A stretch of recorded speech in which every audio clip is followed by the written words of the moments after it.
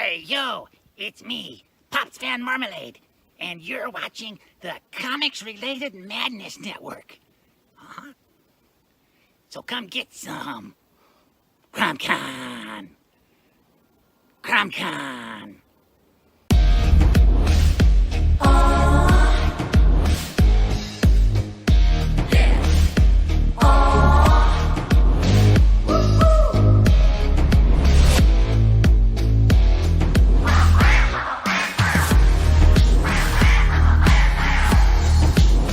Your favorite podcast, it's Critical Blast.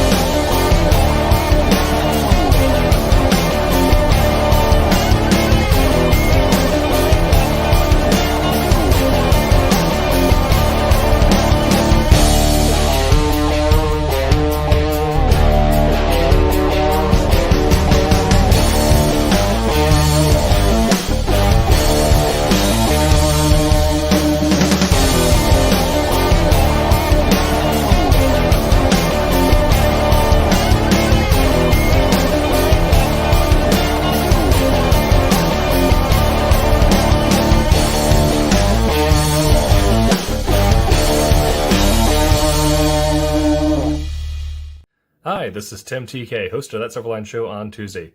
Join us at 11 p.m. Eastern, 8 p.m. Pacific every Tuesday night as we discuss pop culture and the joys of making comics. Hi, I'm Dean Zachary, host of Silverline's Wednesday Wham, where we go beyond politics, beyond calculation, and beyond the big two. Join us each and every Wednesday. Don't miss out. Hi, I'm Roland Mann, and I host Silverline's Silver Sunday. Join me every Sunday at 8 p.m. Eastern as we make mine Silverline.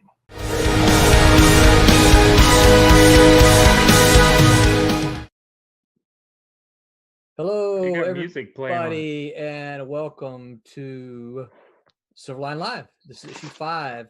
Tommy, you're seeing it's slightly delayed. That's why it's still playing there. Give it just a second, and then you'll see us come up live. Hello, everyone. How are you tonight in this our new COVID world? We're going to ask your patience again tonight. We have, for the last 4 issues, we have used Google Hangouts, and tonight we are actually using Zoom.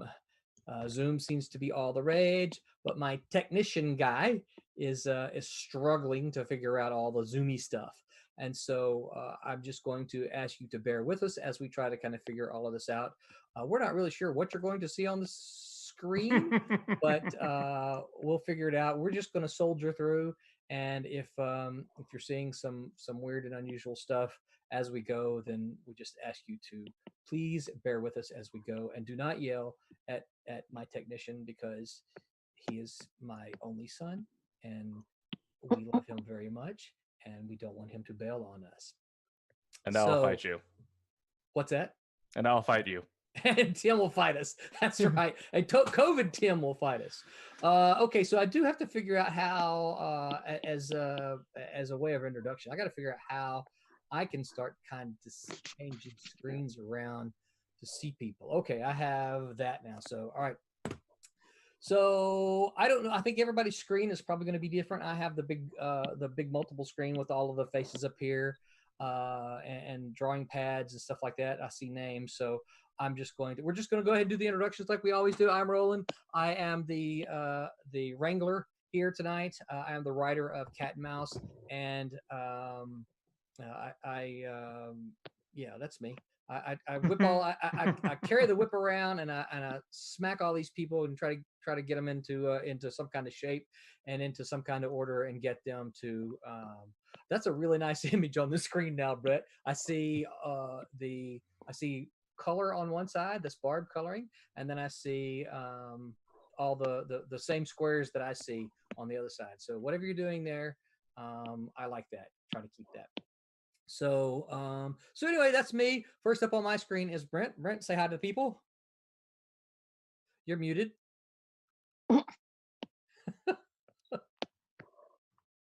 No, I'm okay. Okay, now you're not. Yeah, I'm Brent Larson, creator, writer of Kalis. Excellent. All right. And next on my screen, I see Jeremy. Hey, Jeremy Kahn. The colors from Bloodline, and you can sort of see the one of the pages I've done in the background behind me. Yep, I was going to ask you to tell us about that sweet little image behind you there. Well, this is where the second page, the splash page part of the comic, and I just want something a little interesting for the background for the first Zoom session we're doing. Cool. Yeah, I think we'll probably, if we use Zoom, we're probably all going to kind of play with the backgrounds as COVID Tim has done and you have done, and so I think we'll play. For me, I don't know about you guys, but for me, the images are so much more clear, and so I'm hoping that the end result will be a lot more clear as well. So next up on my list here of Murderers Row is John. Hey everybody, my name's John Medic. I am the writer and creator of Sniper and Rook and an editor at Silverline. Sweet. You're a little soft, John. Yeah, I was playing with the microphone. I had called in on the phone before. I could try to. I just muted myself, not setting I wanted. So let me see what I can. We thought it was a temporary swear word or something, you know, that you were talking and just muted yourself. A natural reaction there. I'll play with this. I'll get back to you. All right. Sounds good. Next up, we have COVID Tim. I am Tim. I am an associate editor at Silverline. I help facilitate Roland's second brain. Currently working on 2 projects, and I write history stuff, I guess. So what's that image behind you? That is a Viking-style shield wall, circa about 400 AD BCE. Cool. So are you a big fan of Vikings? Any sort of thing, early medieval, late classical era. I am considered a armchair historian for Roman history, so cool. I know a little bit too much about that for it to be normal. Yeah. Was that photo taken live? That wasn't taken live. Yeah. That was passed down from my grandfather. On one of my many time travels to yeah. Yeah. So excellent. So Brett's sending me messages here as we're trying to figure out the video and all that kind of stuff. So I'm trying to do that and this as well. So next up, we see the ruler here. Alex, can you unmute briefly and tell everybody who you are, what you're working on? My name is Alex Galmore. I'm the penciler for Cat and Mouse currently, and I'm working on a panel for issue 3. This is, let's see, this is page 14. So sweet, getting close to the end. And I gotta say, Alex, I love that one word you put in there. You said currently. Yep. Currently. Yeah, right. So see, in my brain, that tells me, oh, Alex is already thinking about the next thing. Right. Yep. Now, don't smile too big, John. I see that smile coming on your face there. Right. All right, cool. We get to watch Alex draw as part of the video for the session. So I'm excited about that. I like to watch that. Next up on my murderers row here is Tommy. Tommy, who are you? My name is Thomas Florimonti. I've been an inker for some 20, 30, 40 years, and I'm currently inking Trumps. How old are you? No, I've been an inker in the comic industry for a while. I've worked for pretty much everybody there at one point or the other, but I am inking right now a book that Roland is writing called Trumps. That's about It's not about the president. It's about card playing. It's based off the. How would you say? It's based off of the card game. Yeah, it's loosely based off of a deck of cards. There you go. Yeah, so that's the game of trumps or spades or whatever you guys want to call it. Spade. Yeah, when you're playing spades, you have spades as trumps, right? Yes. When you play another game, random other games, those different suits can be trumps, and that just means they're the suit of power, right? Yeah. So But that's why whenever you say the title, the S is very important on that trumps. word. It's not Trump, it's Trump. It's not Trump, it's Trumps. But I'll be inking on a page here. You guys will be able to see what I'm doing in just a second when I share the screen. Sweet. But yeah. And you've really been jamming, slapping out the inks too. So I know. We got to get the rest of the team to catch up with me now. That we're stuck at the house. I've been inking a little more. Sweet, it's been nice. And I love that little race car image you sent the other day. To our little. Oh, that's right. I sure did. Yeah, telling everybody to speed up. That's right. Speed up, because I'm racer. That's speed right. demon. Yep. All right, cool. So we're gonna get to watch you ink some, right? Yes. This will be nice. So we'll have Alex penciling. We'll have Tommy inking, and then we're gonna have Barb, who's up next. We're gonna get to see Barb. Actually, we're watching Barb do some coloring right now. So Barb, tell everybody who you are.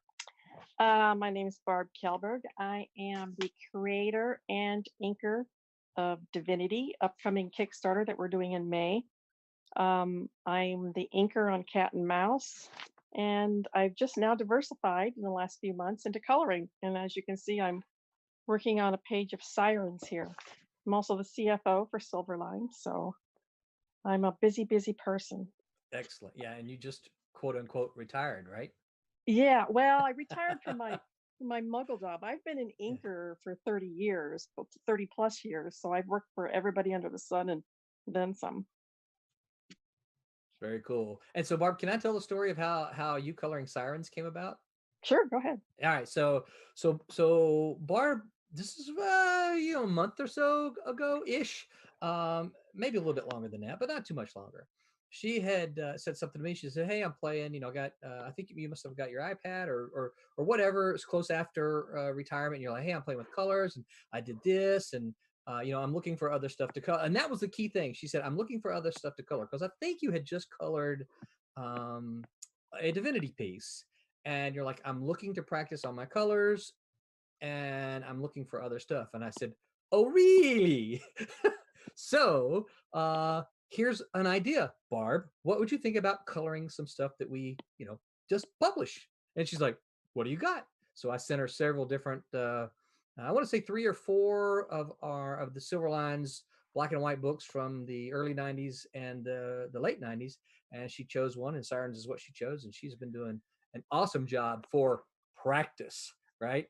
Yeah, I have actually never done digital art in my life of any sort until about 4 months ago. Yeah. So well, it's looking awesome. I just wanted, I just kind of jumped in with both feet. So I'm learning on the go, which is how I've done everything in my life. But see, here's the thing that I actually love about this, Barb, and here's one of the things that I kind of preach in my class sometimes is I hate hearing students tell me in class, I've got this idea for this thing, but I'm going to wait until after I graduate to do it. And I'm like, why are you waiting? What is wrong with now? Do it now. The other thing I don't like, and I know I get it, I understand, but I see these artists posting page after page after page after page of Wolverine, of X-Men, of Superman, of Spider-Man. And I'm like, you just did 50 pages of Spider-Man, of which you can never do anything with. Can you show them to Marvel? Sure. But Marvel doesn't need to see 50 pages of Spider-Man to know whether they're going to hire you or not. So why are you wasting your time doing all of these sample pages? Do a book. Do one that you can print and get it out. Do a book. And you can show that to them. And if you still want to do a Spider-Man pinup, do a Spider-Man pinup. Hey, look, this is how to handle Spider-Man. But this is my storytelling through this published book I have. Right? Don't waste your time doing all these pages that you can't do anything with. And so that just, that's one of those things that constantly befuddles me because I don't understand. I understand the idea of wanting to do some samples, but when I see them just posting page after page after page of Spider-Man, I'm like, that's time you could have spent doing something that you could have published and potentially got out there and had fans see and maybe make a little bit of money on, not a lot, but a little bit. So I've jumped. I've never had formal training in my life. I've just plowed ahead and jumped in, done it, learned on the run. Yeah, I mean, I think that's one of the best ways to do it. Does that mean that if you're first, starting out, that your work is going to be perfect, or even you're going to look at it and say, "Oh, this is perfect stuff. I love this." Well, no, but you're doing stuff and you're getting it out. I believe that every creator should be able to. I don't care if you've been doing it 3 months or 30 years, like Tommy, 40 years. Tommy. You should always be learning something. As you produce.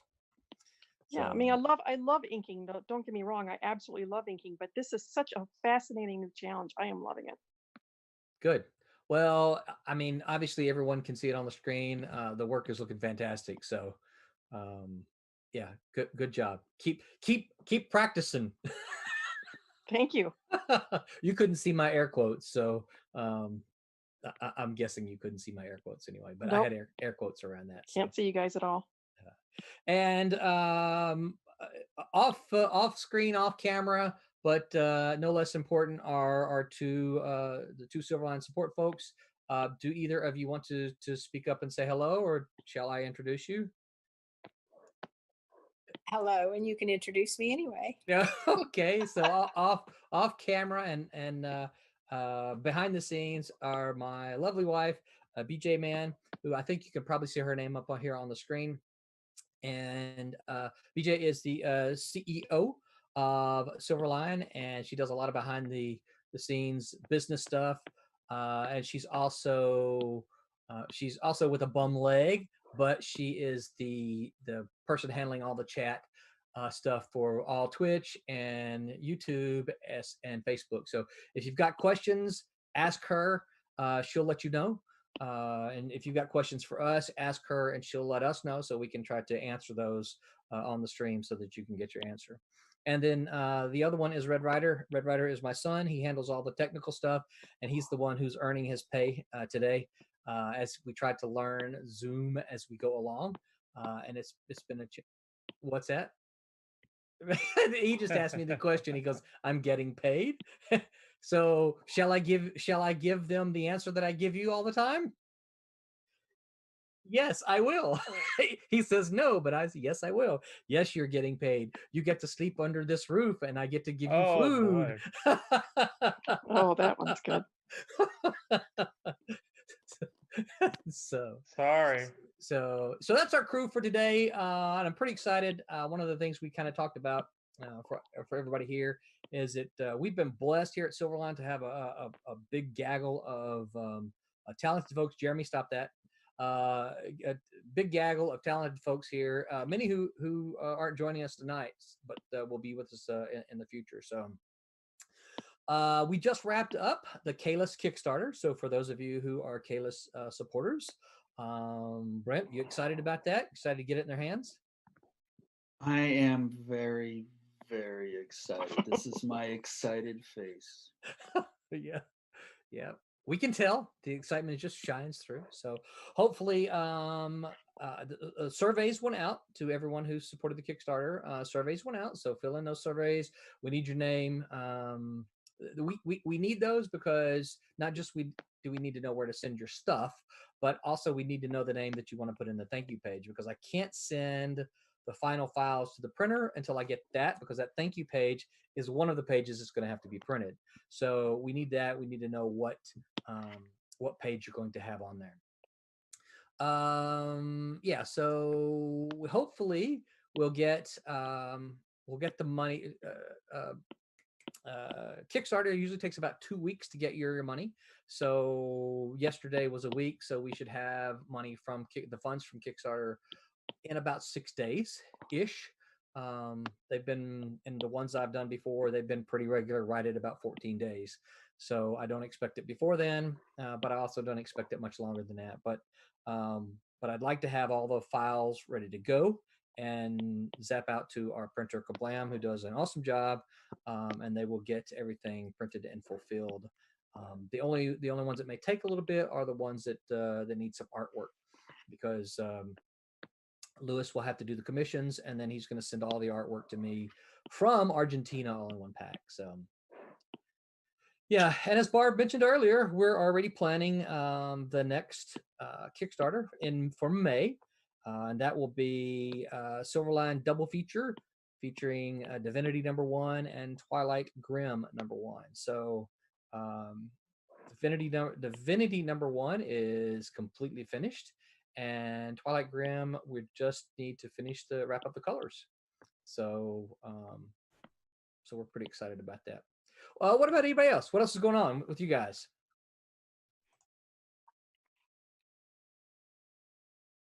Oh, Hello? Don't everybody talk at once. Well, other than the current projects that we're doing for Silverline, you mean? Just watching the world spin. Burn? No, I don't think so. Well, you're all an exciting group tonight. I'm trying to fix something so I can show my I have the problem right now where I think I mentioned it to you. My stylus stopped working this morning in the middle of doing the last page. Yeah. So unfortunately, trying to get one shipped to me is taking about a week because the shipping is getting delayed everywhere. Yeah, so, and I think you told me, you order like extra batteries, extra stylus. You ordered like 15 different things trying to get it. What happened is I have a backup stylus and I have rechargeable batteries for them, but the batteries, one part of it's not working, but I don't know which one it is. And I need to test it. So I need something to test it with. But if it turns out the batteries are on it, I'm gonna need a new stylus. But since the batteries are taking a week to come, I don't want to take another week to get a stylus again. Gotcha. So you just order it all, and whatever it ends up being, you return the other thing. Yeah, pretty much. Okay, that works. Yeah. Not quite like buying a dress and wearing it to the dance and then returning it, right?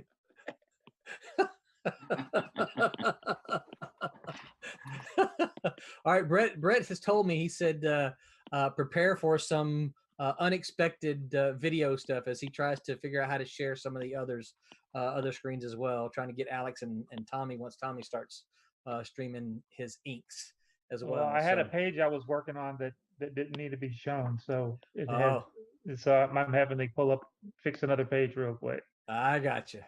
It was one of those ones that you wanted me to edit. Oh yeah, I need you to do some fixing. Yeah, that was one that I had set up to start working on next, and I'm like, oh, I better not show that one till I. Yeah. We want to make sure this was originally done. That page was originally penciled in like '97, and so we need to edit it to make it PG-13. Yeah, I was looking at it. I'm like, what on this can I ink? And I'm like, oh, nothing. There was a lot of things in the '90s that were not PG-13. No, that's right. Yeah. And I worked on them too. Oh, me too. Yeah. I think there was enough of that work to go around. So I'm wondering when the '90s trend of muscle suits with too many pockets will come back. Pockets, God. yeah. Pouches. That's right. Pouches. So anybody remember the Pouch Man, or they actually drew a character that was his head was a pouch and he had his ears were pouches and literally the whole thing was pouches. Yeah, we might have actually shown that in the class, huh, Tim? I'm not sure if we did, but yeah, I tend to get my smart classes they can figure out how to cause me to chase rabbits during class. And Tim was in one of those smart classes that we would be talking, and one of them would say something, and 20 minutes later, I'd realize, well, I've been chasing a rabbit, and you did it on purpose, and they quite enjoyed it. Hey, Sid said hello. I see Sid's comment here on YouTube. Hey, Sid, miss you, man. But anyway, so what else? Anything else going on? Oh, now I'm working on 2 books for Silverline instead of just one. Yeah. Both of which are still in early stages, so that's exciting. Yeah. Guys, you're approaching my schedule now. I'm working on 3. Well, I'm also Yeah. working on my my own projects, sort of prose wise. But I'm also now wondering how many mans are down a leg. Okay. Only 2 at the moment. Yeah, both the females. Okay. Yeah. Yeah, my daughter kind of teased BJ and said she was feeling too much sympathy for her, so she went out and hurt her leg, so she could be laid up with a bum leg too. Yeah, that's kind of funny. She's been good thing she can't get back here quickly because she's been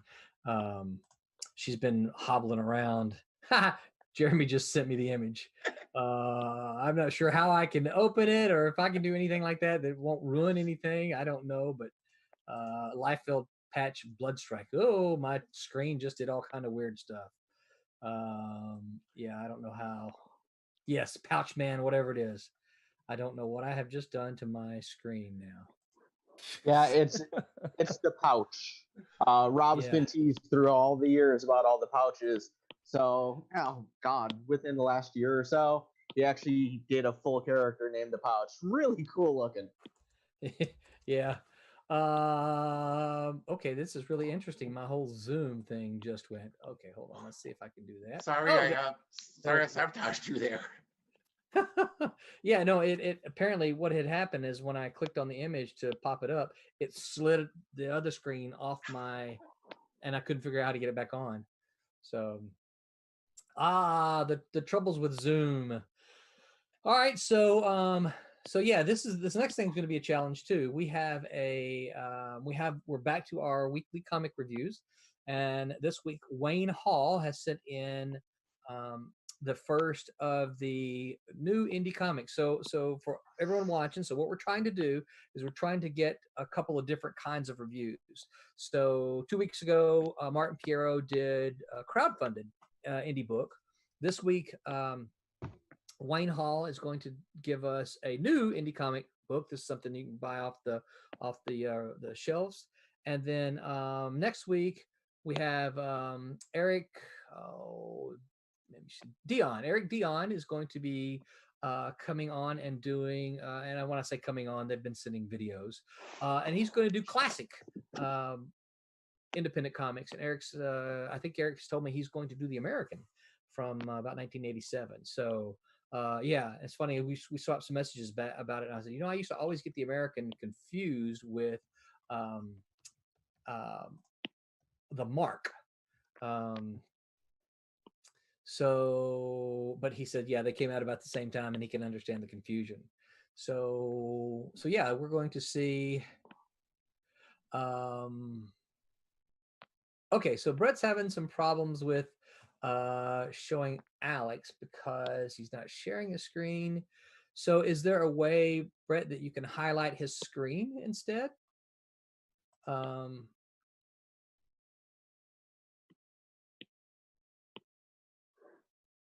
You mean the two art? That would be okay, some. Yeah, because they don't really have to see us all the time. They might like it better. Yeah, they might like it better. I mean, it's really kind of interesting to watch artists work. So, and we,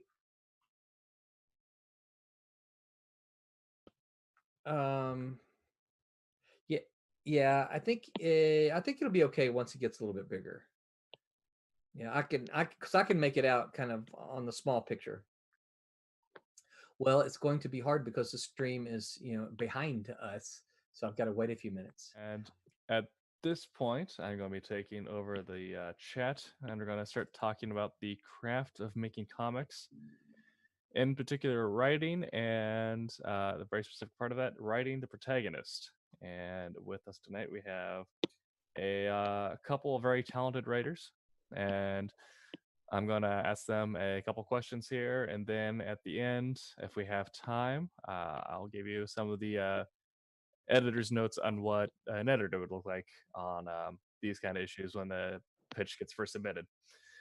So the first question, I'm going to pass this off to Roland, since he's the top of my screen here. Not since he's my boss. So the first thing here is, what's the first thing you do when creating a protagonist, and what was that specific thing for the protagonist in the Silverline project? And right now you're currently working on Cat and Mouse. So what was the first thing you did when you sat down to write your co-protagonist there? Yeah, so for me, as you probably know, I preach this in my class a lot, is that because we work in a visual medium, your protagonist has to have something visual that they're after. The reader has to be able to see, has to be able to know my protagonist, the hero, right? If the protagonist, assuming the protagonist is a hero, the hero is trying to accomplish this thing, and this thing has to be visual, so that without words, the reader can see, oh, the hero has accomplished this thing because I can see it with my eyes. I can see this thing has happened. So, and so I did the same thing for Cat and Mouse as well. It's like, okay, well, what is the thing that they want to happen? And because we're 2 issues deep, I'm not going to give away too many spoilers, I don't think. But the setup for Cat and Mouse is that the 2 primary characters are Cat and Mouse. And Cat, his name is Bret, he gets a call from his ex-fiance, and she says, hey, my kid sister ran away. Would you go get her and bring her home? And so he doesn't really want to do that. So, pretty much right off the bat, we know Bret or Cat's goal is to get the kid's sister and bring her home. This is something that readers won't be, if they see it, they say, oh, there's kid's sister. Now she's home. He's brought her home. He's accomplished his goal. For her, it's been a little bit more interesting because part of her problem is trying to get away from an interesting home life, and we talk about that in issue 2. So her goal, she almost plays a little bit of the protagonist here. I'm sorry, the antagonist. She's not really the antagonist, but she plays a little bit of that because her goal is to not go home. She escaped home, and she doesn't want to go home until her goal then changes a little bit, kind of because of the help of Bret, and he points out a lot of things about her current situation that really is not that much better than the situation she left. So he does kind of convince her to change her goal. He tries to convince her to change her goal so that the 2 of them then have a shared goal of getting her out of the human trafficking mess that she's in. And so there are a lot of things. There are a lot of things with that. They have to obviously beat the antagonist in order to free her. So yeah, so that's kind of what I do when I'm handling protagonists. I'm trying to give them motivation, giving them something to something to accomplish. I make sure that it's visual. We can see it. Absolutely, and that is something that I look for as an editor as well, is what is the visual goal. All right, so I'll pass it off to John now. Same question. What's the first thing you do when creating a protagonist, and more specifically, working on your project, Sniper and Rook? All right. Sniper and Rook. When I started the project with them, the protagonists, Sniper and Rook, really kind of were secondary because I had a storyline in mind. So I knew I wanted a couple of covert government agents. I knew that I wanted a male-female duo. And I knew what the background setting was going to be like with the story, with the spy aspect. The evolution of the characters really came along, where I think every writer's going to say to some extent that there's a part of them in each of the characters, at least a sliver. And then same came true of Sniper and Rook. So as I'm designing exactly who they are and what they're trying to do, what they're trying to accomplish, their thought patterns, it really became a point of I wasn't writing them as Sniper and Rook anymore. I was creating them as fleshed out beings, Jack, who's Sniper, and Rebecca, who's Rook. So I really got to know who the characters were. Every good protagonist has an antagonist, and we'll have another session about that one time. But I also wanted to put some things in there that they would have some good foils to go against in the future. The other thing for me with the Sniper and Rook project in particular, when I was designing the protagonists, I wanted them in their job, since they work for the government, they're covert military. I specifically wanted to design the protagonist to be able to be dropped into different types of genres. So the first storyline, issues 1 through 5, very spy, action oriented with a lot of characterization. Issue 6, they get dropped into something with monsters and aliens. Oh my. But it totally makes logical sense. Some of the mythology of that came from my love for the X-Files, where you would have the spy, you would have classified information, but then you'd also have the Monster of the Week episodes. So I think I've been able to take that type of idea and that desire for multiple genres and build that into the protagonist as well. Absolutely. Let's see there. And we also have Barb Rothis, who, while is not traditionally a writer, did create Divinity and the protagonist for that series. So I'll ask you the same question. What was the first thing you did when you came up with the idea for your protagonist? Well, first of all, you're always looking at the type of protagonist that you want for a story. You've got your 4 major types. You've got your typical evil villain type, light versus dark. Sauron versus the Fellowship of the Rings, or the Witch versus the Lion in Narnia. And then you have your everyday villain, which is just the people that you find around you, your bullies, or your boss. And you have your internal villain, which is a lot of superheroes or even heroes will have an internal villain, and that's their own self-doubt. And then you have the immoral enemy, and that can be an organization, a government, a social movement, like the Republic of Gilead and The Handmaid's Tale. And I chose to go with the immoral enemy. I'm scripting this with R.A. Jones, and we threw a lot of ideas back and forth, and we chose to go with a cabal who were after my character Vinny, because Vinny's an 11-year-old girl.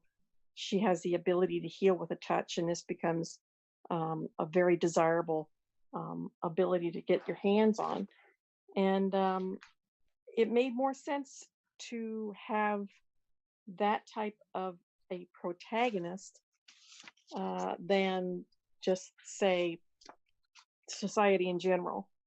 And I'm just actually going to read the notes from RA. Since he's not here and I'm speaking for him, I'm going to actually read the notes that he sent about this. And he said, structurally, it might work best if we think of such TV shows as The Fugitive or even The Incredible Hulk. You always have the overarching plot of the hero trying to remain free from the capture of the authorities or whomever. But each individual episode would be a separate, self-contained story in and of itself, with its own beginning, middle, and end. So too would it be here, as Zach, Vinny, and Olivia continue their trek. They will have many adventures, but again, there would always be the main villain who started their odyssey and is always just one step behind, sometimes playing a major role in a story, other times little or none.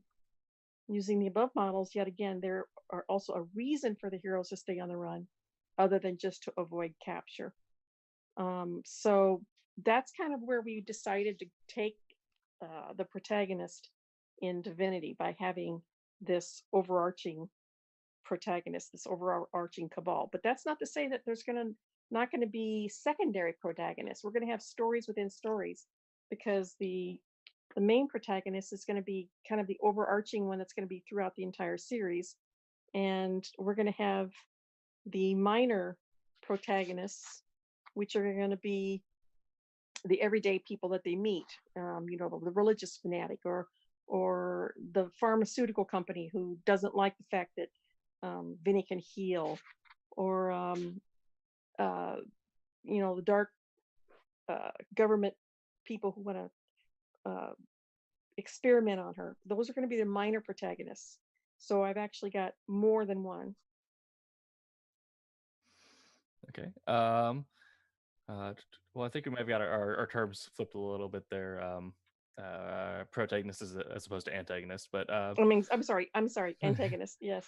Yeah, but that's I know something that I do myself when writing is looking at, if I make a protagonist, what's their natural opposite and an antagonist, because that'll help solidify both of them. The next question is, I'm going to pass it back over to Roland at this point. Talk about the motivation for your protagonist. What are your considerations for internal and external conflict? And how did you apply that to your protagonist for your project Cat and Mouse? I kind of already talked a little bit about this, but maybe in a little more detail, developing the motivations. Yeah, I mean, I think I also touched on it just a little bit in talking about what I think about in the protagonist. But I think that, you know, one of the things I think that it's difficult to do when you talk about motivations for comic characters is internal. You know, internals are the things that you can't see. So those work great in novels. I mean, one of my all-time favorite novels is Huckleberry Finn, and he has just the entire novel is full of his internal conflict. Hang on, I'm trying to. Yes, Brett. But you know, as the story goes along, he's also got these external conflicts that they're kind of partnered together. So I try to do the same thing when I'm looking to create protagonists. I try to think of what makes them tick, what makes them go, what makes them do the things that they want to do. Now, for Cat and Mouse, we haven't really seen that for Bret yet. And we're not really going to get into it for the first series. We do see that for Bobby, who is Mouse. We see that in the second issue. We see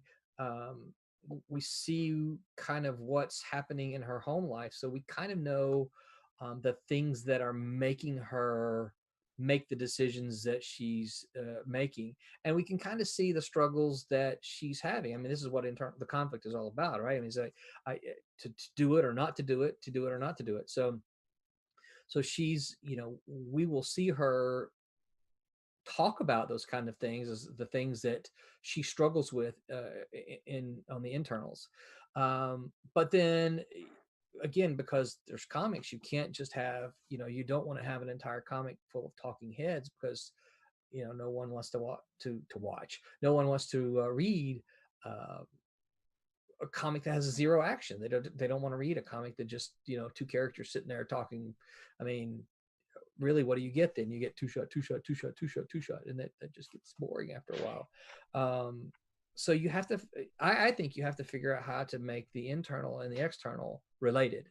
You have to have the external has to be visual. Obviously, it's external, but it has to be some way, somehow tied in with the internal stuff. So for Bobby, for instance, she wants to get away from her home life, the bad home life that she has. And again, we go into that in the story. In doing so, she gets into a situation with a human trafficker. So she jumps out of the pot into the frying pan, I guess you can say. And then Bret, he wants to rescue her and bring her home. And I say rescue her. He just wants to bring her home. He doesn't realize she needs to be rescued. He just thinks she's a runaway at the beginning of the story, so he has to bring her home. The external conflict for him then is that he discovers that she's been caught up in a human trafficking ring, and he has to figure out how to get her out of that human trafficking ring. So again, we don't really discuss or don't really go into his internal motivation. We'll get there eventually, but I had to make the decision, is that what this story is about? Is this story about Bret's internal motivation, or is it more about Bobby? And so I made the determination it has to be more about Bobby because of human trafficking, and that needs to be the focus rather than anything about Bret. And so because his external motivation gets caught up with the human trafficking, they all tie in kind of together. That totally made sense to me, but I'm not sure if that anything that I said was made sense to anybody else. No, I got exactly what you meant. and maybe if we have time at the end, I'll talk about that if I Okay. talk about as an editor what I look for in the arc. But the idea of marrying the visual and the internal is pretty huge, I think, in most forms of writing. Cool. And I'll pass it on to John there on Sniper and Rook. What's the first thing you kind of did, and what kind of considerations you make developing the motivation for your characters, your protagonists? All right. So going into like motivations, internal, external, Roland's absolutely right. I'm gonna, echo some of what he said. You don't want a series of just talking heads. You want people just talking.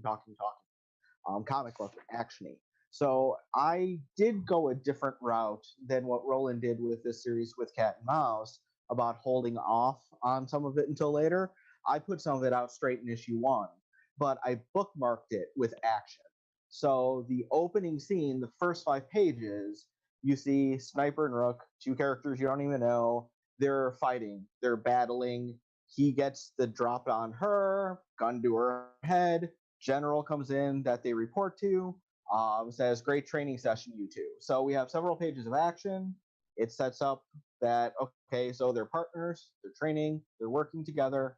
Then they go their separate ways into the shower rooms. Then there's actually some internal narration with thought balloons, something that doesn't seem to be done anymore, where you actually kind of get into their head. So you start hearing or reading some of his insecurities, some of her thoughts about him as the partner. And as they're leaving the base of operations, he says to her, we've been training together for quite a while now. I know how you fight. I know how you block. I don't really know you. Do you want to go somewhere and just kind of talk and chat and get to know each other a little bit more, if we're going to be partners? So that was the introduction for not just Sniper to know more about Rook or Jack to know more about Rebecca, but also a good way for the reader to get to know about them and their motivations. We find out about his lineage, that he comes from a family that was on the law side, but he wound up going into the policing side, was asked to do some things that he found questionable and immoral. So he stepped away from the police department because that's not who he was. So you find out that he's quite a moral guy. It seems like a lot of the young females that are in our Silverline universe seem to have some bad home lives, because Rook definitely came from a broken home as well. But we find out that she was exceptional in studies. She was a silver level gymnast. She loved computer science. That was her big thing, and she was recruited into the military. So as they're chatting and learning a little bit about themselves, we're learning about them, as the reader. But then cut to the chase, their little communicators go off. They're getting pulled back to the base because they have their first official mission that they're getting sent on. We won't go into the mission because I want everybody to buy the book. Roland, is it available now at indieplanet.com? Not yet. You and I still have to have a discussion, but it's okay, cool. Well, close. Soon to be available at indieplanet.com once we have a discussion. But yeah, so the approach that I took on, in the internal is I wanted to be able to put out at least the beginning. For me, characters always have mattered who they are and not just what they do. You can have a great book with 24 pages of fight scenes, and that's great, and there's guns, and there's blood, and there's swords, and there's knives and beheadings. That's cool. But I want to know why this person is doing this. Why did they make this choice? Why did they enter this field? So I was able to piece some of that in the first issue, bookended by action, and then that gets explored more through the first 5 issues, and then obviously, therefore, well past. All right, thank you. And now I'll pass it off to Barbara.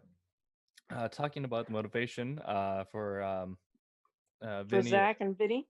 For Zach and Vinny, what are considerations, internal, external, all that? Well, the externals are going to be pretty darn obvious on this. Is that their parents are dead, and mysteriously, so that's a huge motivational factor for them. We got a little 11-year-old girl who's trying to process the fact that she's grieving, and she's got these powers that are constantly evolving. She feels like a freak. She doesn't know what is happening to her. She doesn't know what's happening to the world around her because her parents are suddenly dead. And now she's got her older brother whom she barely knows. There's 13 years of age difference between them. And she's a tween, so she's very angsty. We've got Zach, who thought he was going to be a career Marine. That was his total goal, his focus, his love. And suddenly he's been discharged on a hardship discharge to come home and take care of an 11-year-old girl, which he has absolutely no idea how to go about doing. He's frustrated. He's angry. He's got mysterious people that are out to kill him. He's got to figure that out. He hasn't figured out why his parents were killed, but suddenly he finds out that his sister's got this strange healing ability. So he's freaked out about that. So we've got a lot of external, we've got a lot of internal conflict going on. And somewhere along the way, they need to figure out how to get along, how to be a family, and how to survive on the run. All right, perfect. Thank you. Alrighty, and we'll toss it back up to Roland on this one. The visuals for your protagonist, how do you handle them? What is important? And what specifically about cat and mouse that you think about when designing their visuals? Yeah, cool. I love this question. And I think I love it because, it's comic books. And one of the things we want to do in comic books, I think, is that the characters need to be visually striking. Protagonist particularly, and of course I think the antagonist as well, but protagonists need to be visually striking. One of the things that I think we can all, when there's an identifying factor about a character, if you could just mention that one thing and someone knows exactly who you're talking about, then you've got a good visual identifying factor. I think one of the things that DC does well, and I know we don't really like talking about the majors on this place, but they have a lot of history, so we can look at it. One of the things DC has done really well over the years is they have iconic logos. Their heroes have iconic. Everyone knows the bat symbol. Everyone knows the Superman symbol. Everyone knows the Green Lantern. Maybe not everyone, but a lot of people know the Green Lantern, the Wonder Woman. Marvel doesn't really have that. They don't really have these iconic images, but they have these iconic characters. You could think of something for Thor. You think of something visual. He has the winged helmet. If Walt Simonson is drawing, he's got the big beard, but he's got the hammer. You look at a character like Storm. She's got the glowy eyes and the funky haircut. Professor Xavier is bald. He's also in a wheelchair. These are very visually striking things that the audience can recognize, and it's something that sets them apart. And I think that's what's vital.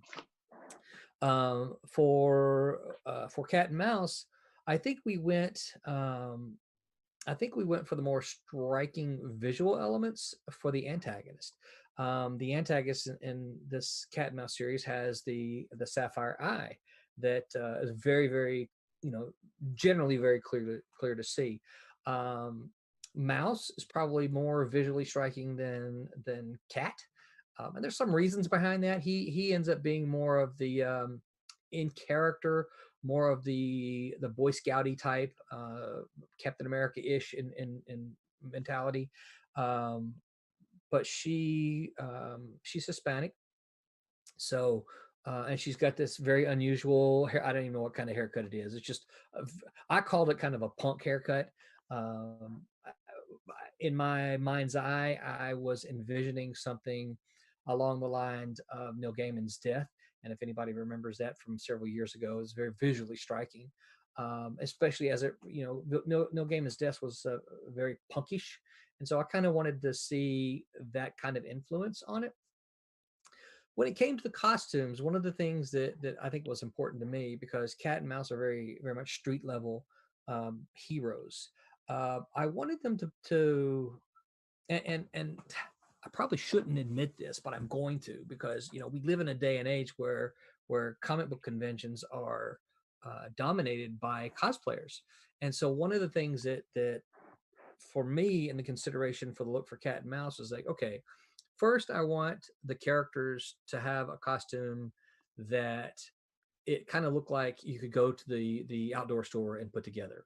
I didn't want them to have super spandex.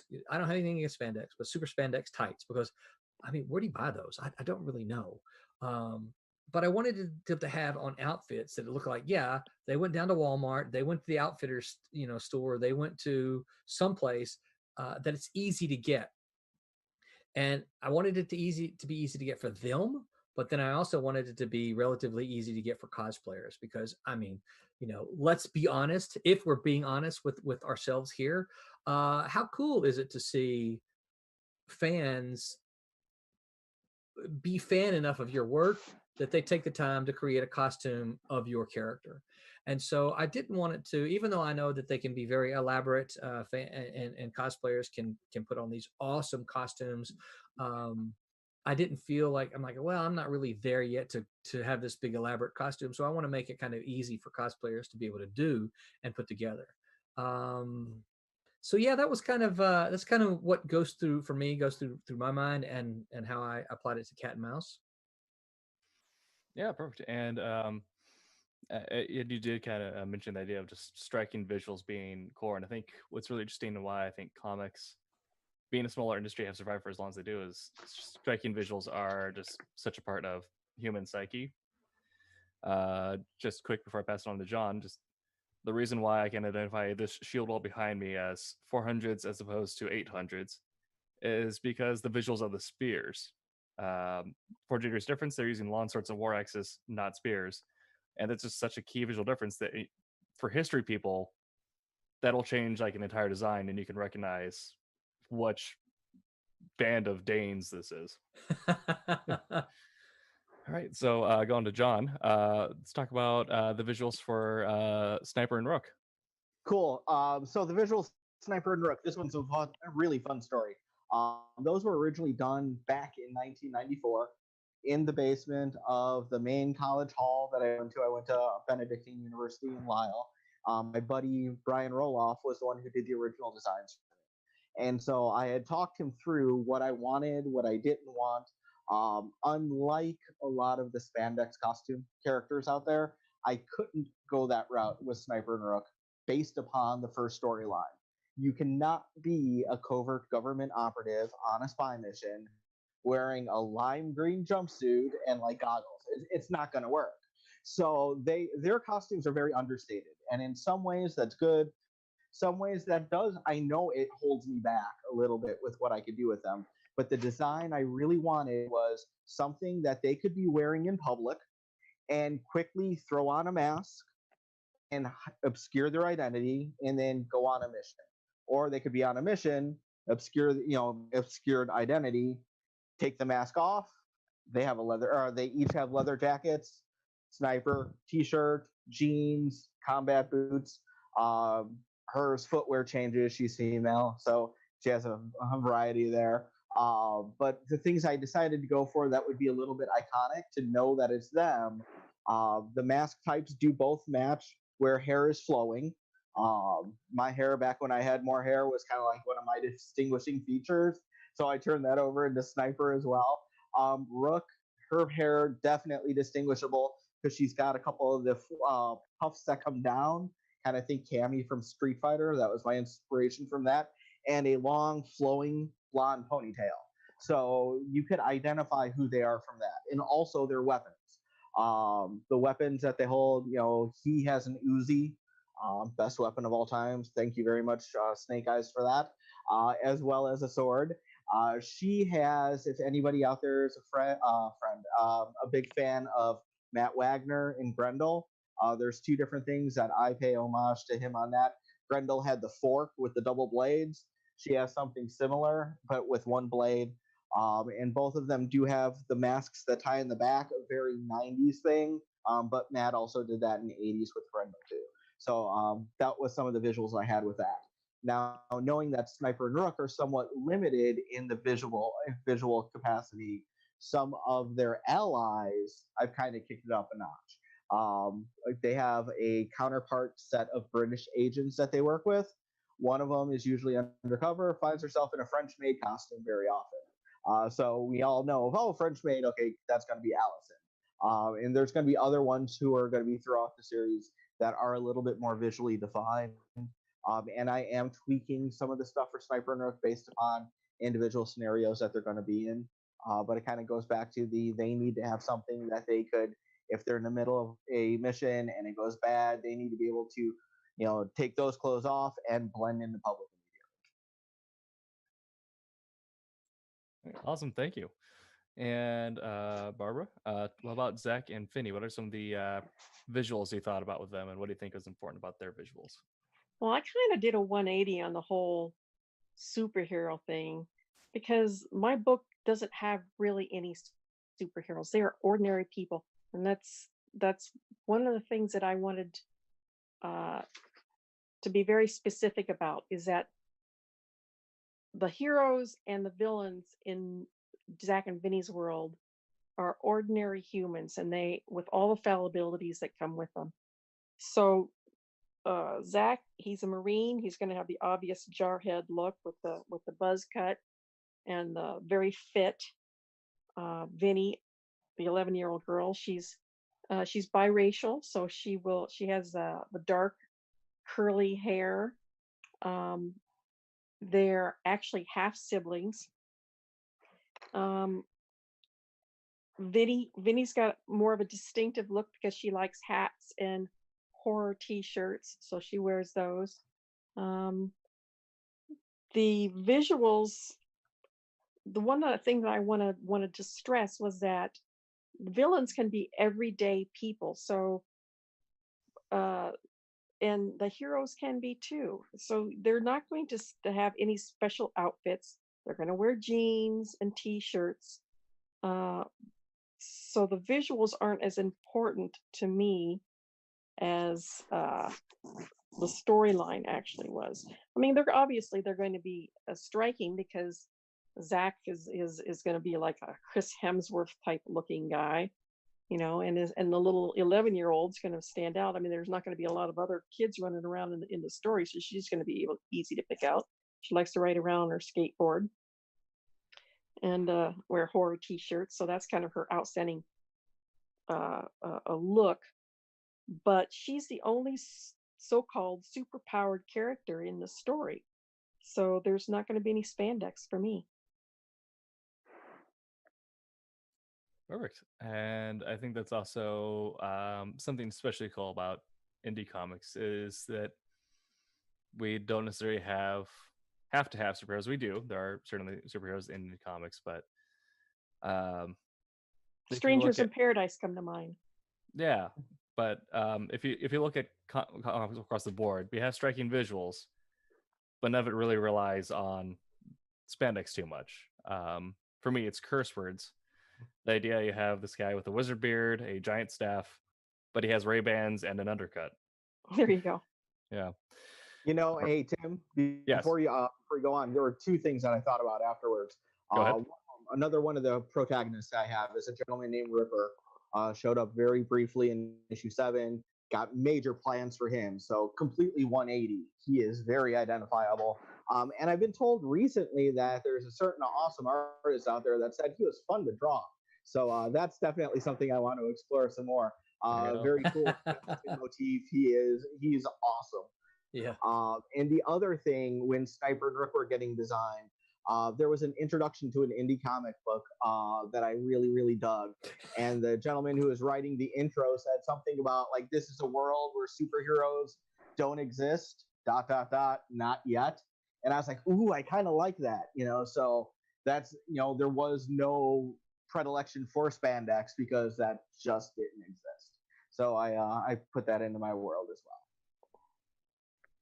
That's awesome. Thank you. Thank you. All righty, last question, and we'll go back to Roland on this one.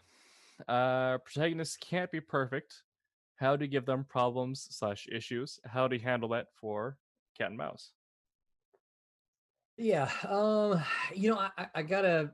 will confess, this is one of the things that I kind of struggle with as far as personally coming up with things. Batman has a script. Superman has a kryptonite, that kind of thing. My characters have a tendency to have problems, But I don't know that I always consider them as much as I should.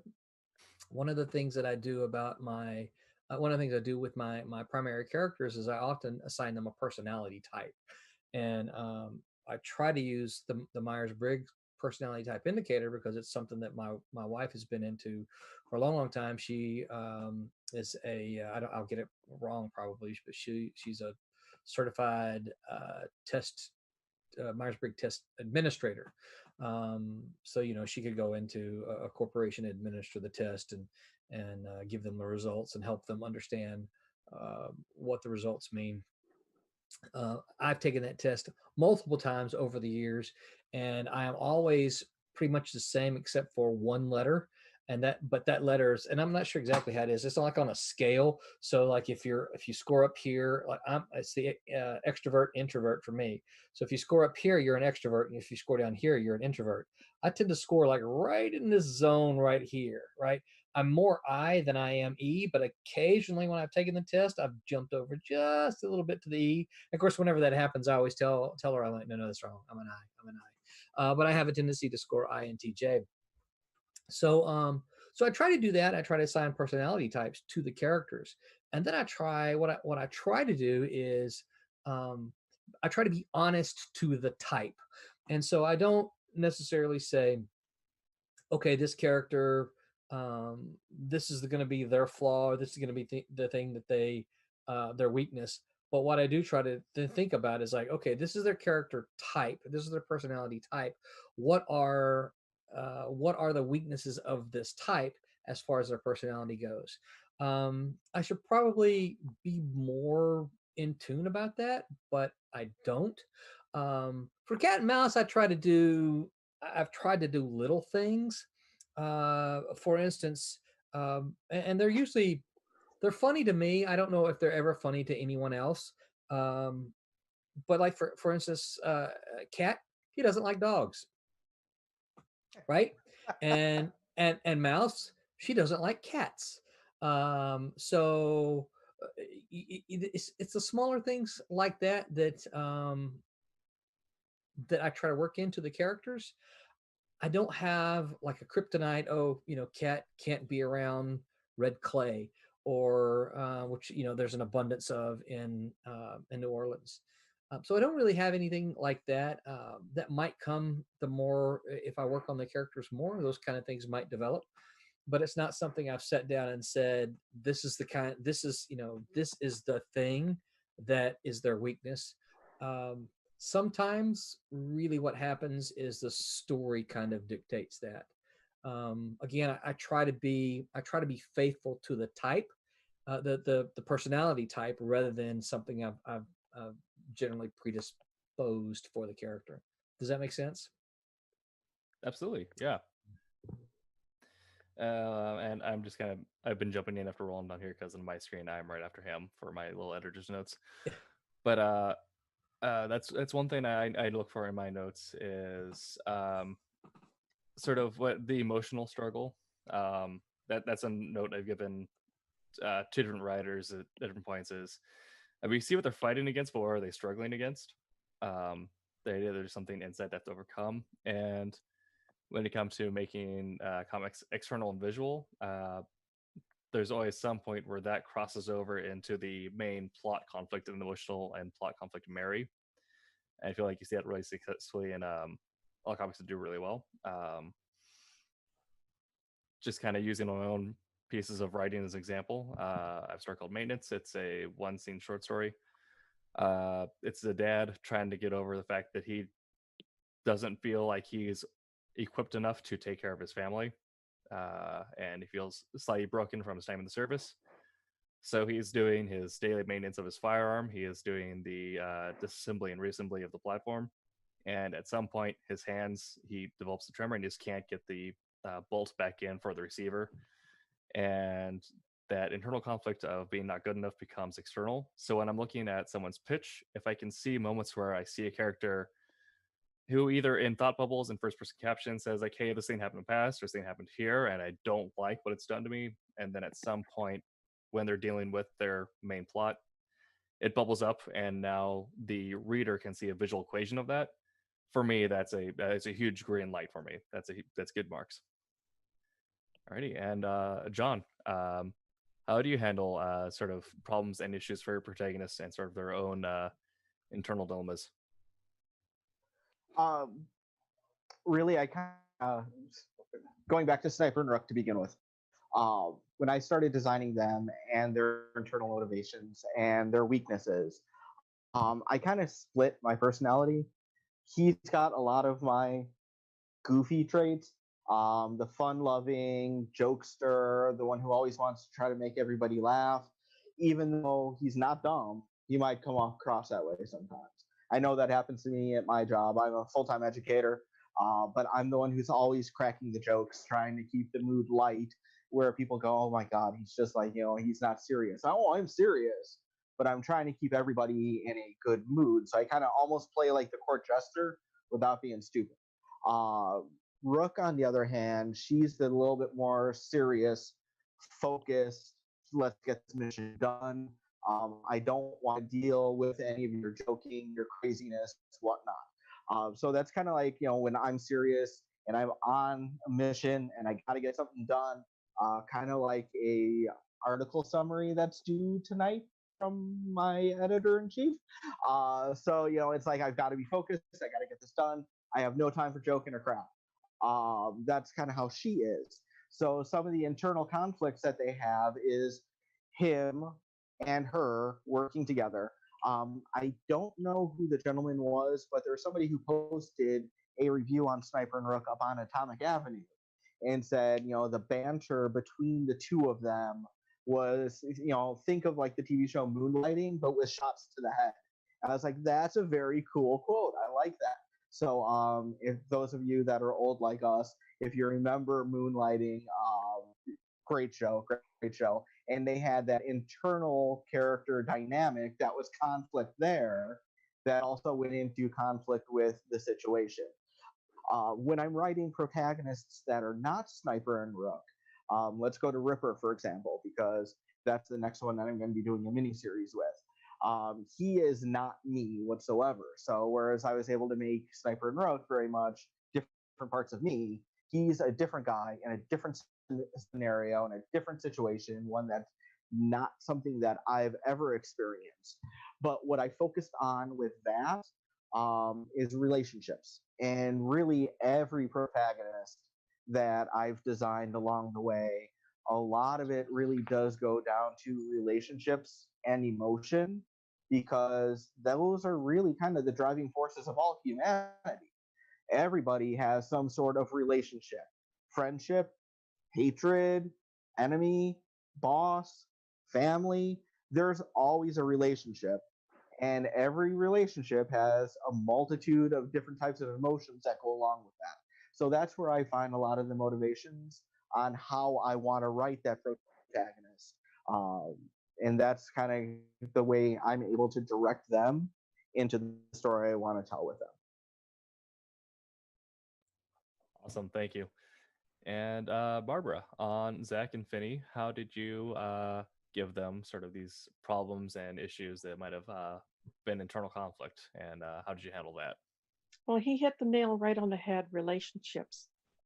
Like I had mentioned before, Zach is being discharged on a hardship discharge from the Marines, and that was going to be his whole life. So he does not want to be here. He does not want to be home. He doesn't know what to do with an 11-year-old. He's frustrated. He's scared. He doesn't know what he's doing.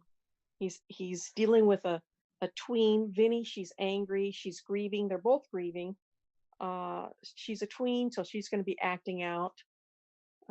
She's just as scared, if not more scared, than Zach is. Zach is at least a competent Marine. He can handle things physically, and that he has a tendency to do that. He has a tendency to rely more on the physical than the internal. Whereas Vinny is exactly the opposite. She relies more on the internal than the physical, because she's on the cusp of womanhood. She's afraid and doesn't understand what's going on around her. So she's going to lash out and they're going to butt heads and she's going to push all the envelopes and he's not going to know how to deal with that. So at the beginning of the first couple of issues, there is a lot of animosity between these two. She doesn't want to be here. He doesn't want to be here, but they're the only family that each other has got left.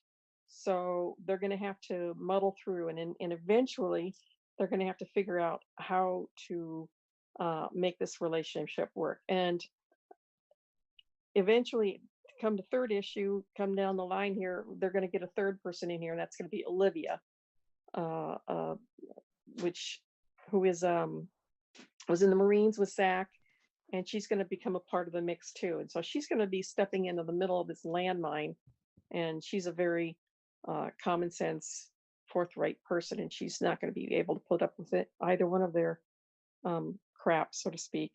So that's going to be a third element that's going to be thrown in there at some point. But on top of the whole adventure and getting away from danger and on the run and trying to figure out, who killed their parents and the danger to Vinny and everything, they're both going to be struggling with their internal feelings towards each other and their grief towards their parents' murder. So that's where I'm at with that. Awesome, thank you. Hey Tim, can I throw in another one? Because this seems to be my thing tonight. Okay. I've got a 15-year-old I've been stuck in the house with, quarantined, but I still love him even after this. He came down here a couple minutes ago. That's why I was like looking over to the side, and I was like, and I wrote him a note. I'm like, I'm live. What's wrong? Because he's not looking happy. And he said something that I think is really kind of appropriate right now. He's been catching up on Star Wars Clone Wars because the new season's out. He said, just got done with the episode of Clone Wars, and word I shall not use went down. And he was like visibly shaken. So I think that is something else that I wanted to mention, but didn't kind of get in there. No matter how you write your protagonist, no matter what angle you come from, you have to make them relatable to the reader somehow. Because you need to have that reader care about the character. Because if they don't care about the protagonist, if they don't relate to the protagonist, they're not going to be back for more. Because there's nothing grabbing them to say, yes, I care, and I want to see this person go on this journey. Everybody's heard about the hero's journey. Different people have different iterations of it. But when it's a protagonist, really it comes down to there has to be some relatable quality, and that will lead to you caring about them and what happens to them. Yeah, and I think Brett, no one could hear you though, could they? No. Yeah, I think that's one of the reasons that we see so many stories about families too. Yep. Is that because everyone has a family. They're different, right? All the families are different, but everyone has a family of some sort. And even even when we look at group comics, the Avengers, they're not blood related, but they function very much like a dysfunctional family, and obviously Fantastic Four, they're related, so they're really kind of a family. So I think we see a lot of that in entertainment, because even in books, even in films, look, you mentioned Star Wars. Heck, of course, when I think Star Wars, I think of the original trilogy. The Holy Trilogy. The Holy Trilogy. Yeah, I don't know what I guess that's called, the prequels now or something like that. No. The prequels, no. We shall not speak of those. You have the original trilogy, the prequel trilogy, and the sequel trilogy. Okay, so the original trilogy. If you look at that, it's family stuff, right? Luke and Leia, and their dad is Darth Vader. So I think that's why we see a lot of family stuff in entertainment, is because everyone can identify with the idea of family. The greatest film franchise on earth, Fast and Furious, the tagline, it's all about family. Yeah. Yep. And it's just been delayed for a year. Right? Just as they brought in John Cena, so, y'all have to look forward to. But Yeah, just a little bit of editor's notes before I pass off to Roland. As an editor, while looking for a protagonist in sort of 3 points, they need to have at least 3 adjectives I can assign to them. Their humanizing aspect, their alienizing aspect, and their fun quality. They need to marry that into their plot somehow, either making the antagonist a mirror or a sort of the I'm just you, the I'm you but better, or the I'm the anti-you. And at the end of the story, one of those adjectives has to be stronger than the others. They have to be more one side than the other by the end of it. They can't end in the same spot.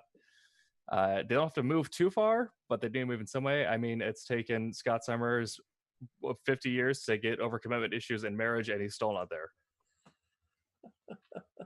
Good point. Yep.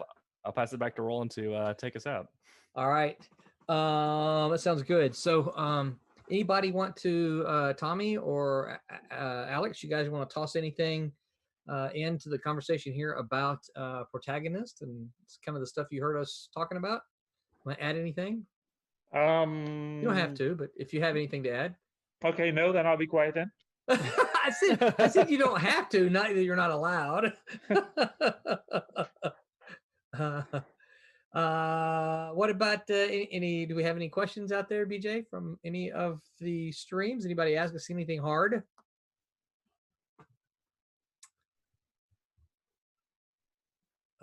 If you're trying to talk, you might be muted. Sorry, it's just my computer was buffering. Oh, that's not good. Yeah, no, all questions have been answered by everybody, so that's good. Excellent. That's good. Well, I like to hear that because that tells me that we're pretty thorough in covering these topics, and so that if they have a question, we actually get to it before they can answer it. I anticipate a day when they answer us when they ask us some hard questions, and we'll kind of be stumped. But we'll talk about it. But okay, so thanks everybody for the participation in Protagonist tonight. Hopefully, this coupled with the part 1 will help some budding comic book makers that they'll say, what do I need to think about when I'm thinking about Protagonist? And they'll be able to kind of listen to us talk about the different things that we do, the things that we think are important, and then the things that we do in our own creation and how we've used them. Next week is going to be the first of our artist sessions. Next week is going to be a colorist. So next week we're going to have Rebecca Winslow, who is coloring a Friar Rush and has just started coloring Marauder, which is one of the books from the 90s that we mentioned that we're going to reprint in color. She's coloring that, and Friar Rush, of course, which is going to be one of our new books. So she'll be here. Jeremy, if he can get things worked out, will be here. Barb will be here as well. And Tommy, you going to be coloring next week at all? I can. I don't know what I would color. It wouldn't be any Silverline stuff. We'll have to. Hey, we'll Tommy, have to chat. I could get you something. Yeah. Just a pit up or something like that. I could do something like that. I could get you something right away. I always have my hard drive with me.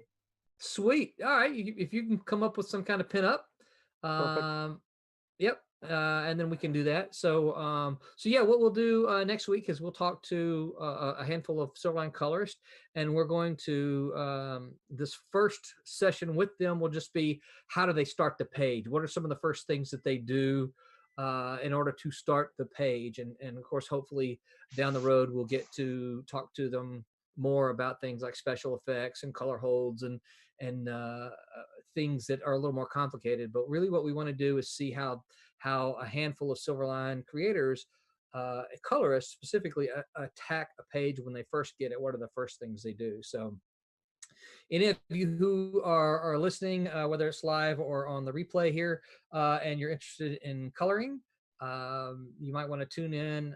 If you want to send us a question before we actually have the stream next week, please feel free to send us those, and we'll hang on to them. I might even put a special post up that says, next week is going to be coloring. If you've got questions, what do you want us to answer? And we may go from there. Other than that, anybody have any final words? So let me see if I can't get my screen to show everybody again. I didn't want to go full screen. I went full screen. So thank you everyone who's been very patient with us as we try to figure out the Zoom. Zoom. The Zoom. I'm not sure why. Oh, there we go. Someone did something. I don't know what they did it. So so I'm just going to take everybody from here. I'll go last. I think Barb's still there. So Tim, where can everybody find Tim? Thank you for handling this. First, thank you for handling the Protagonist Part 2 for us. I appreciate it. Absolutely, yeah, it was super fun.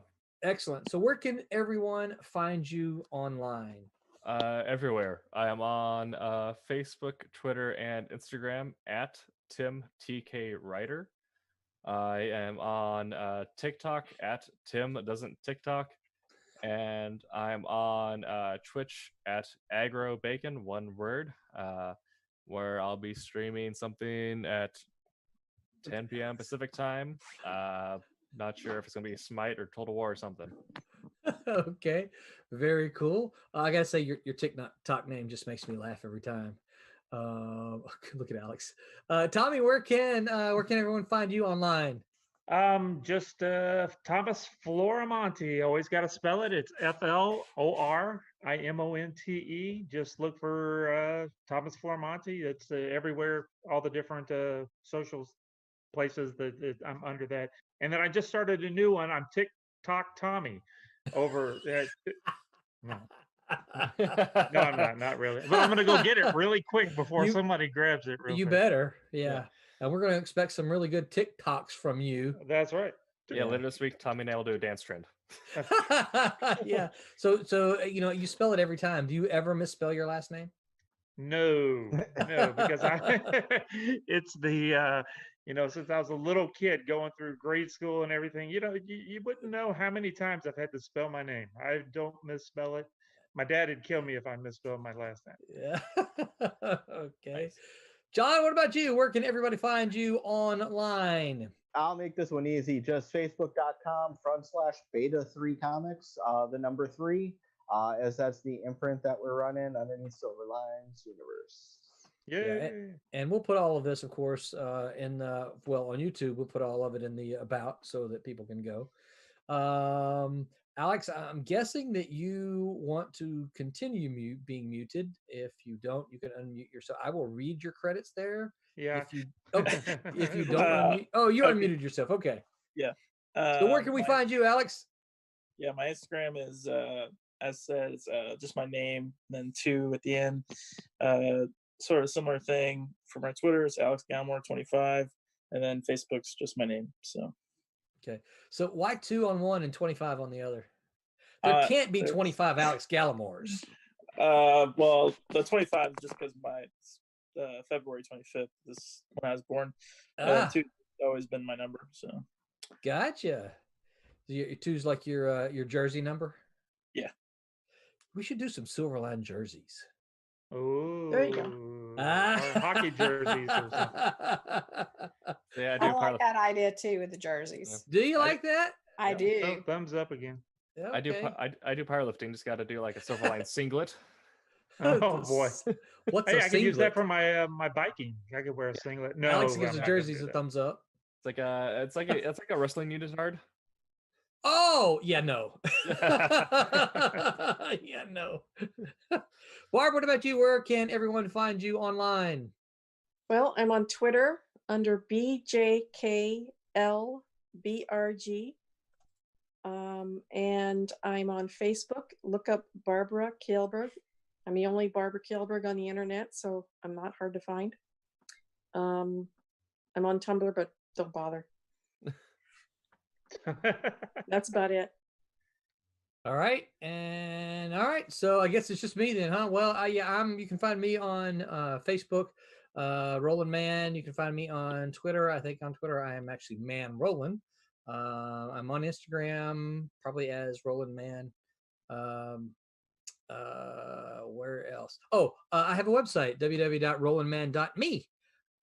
And that's where you can find me. That's probably the hub. Go there and I'll direct you to all the other places. So Very cool. And once again, I want to thank BJ and Brett for working diligently in the background. And thank you to Tommy for busily inking that beautiful Trumps page, and to Alex for penciling Spooky that very page cool right there. Look cat at that and mouse. panel. Yep, it just came to life right in front of our eyes, didn't it? I think you should erase it. You should erase it. Yeah.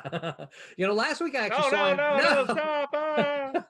Last week I saw him working with this gum eraser that is like, I was trying to figure out what exactly he was doing, but I wasn't going to stop and ask. I'm like, okay, that's a question for another session. That's the penciling. Because he was kind of rubbing it over the whole thing, but it wasn't erasing all the pencils. So anyway, yeah, that's a question for later though. And Barb, thank you for streaming your colors on Sirens.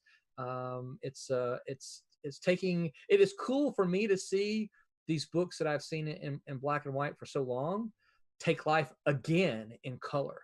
So it is very cool to see you breathe life into a second life into Sirens. So thank you for doing that. And now it kind of looks like you're smoking, holding a cigarette there. And oh yeah. Yeah. So I think that's it for us. Everyone say, make mine Silverline. Make mine Silverline. Good night, everyone. Good night, y'all. Brett, Bye-bye. work us out. Bye.